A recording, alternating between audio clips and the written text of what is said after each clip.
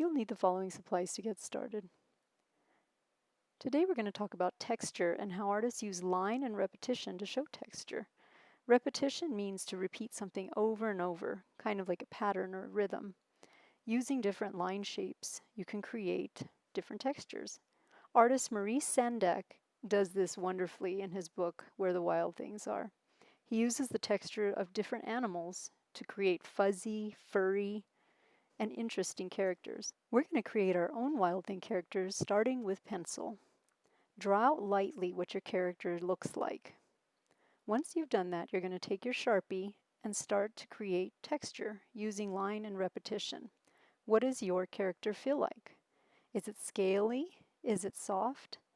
Using straight lines or curvy lines or even zigzag lines, you can create what type of texture your character has.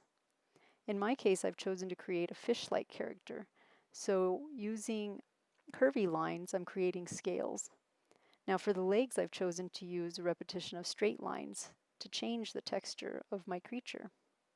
My daughter's creature is a spider, so she's starting out first with her background and just still creating her shapes before she adds her texture. Once she's done, she'll use her Sharpie to start to add texture and to trace over what she's created. I will continue to add my own texture until I'm completely done filling in my creature with different textures. Be sure, once you've done this, to think about what kind of background you want your character to live in. Is it a land creature? Is it a water creature? Give us some kind of idea of where your creature lives. So now you're ready to use color.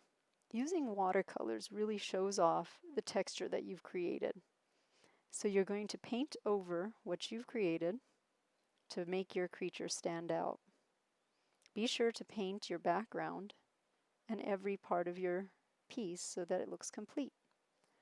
Once you're done, let it dry, photograph to Artsonia, and then clean up.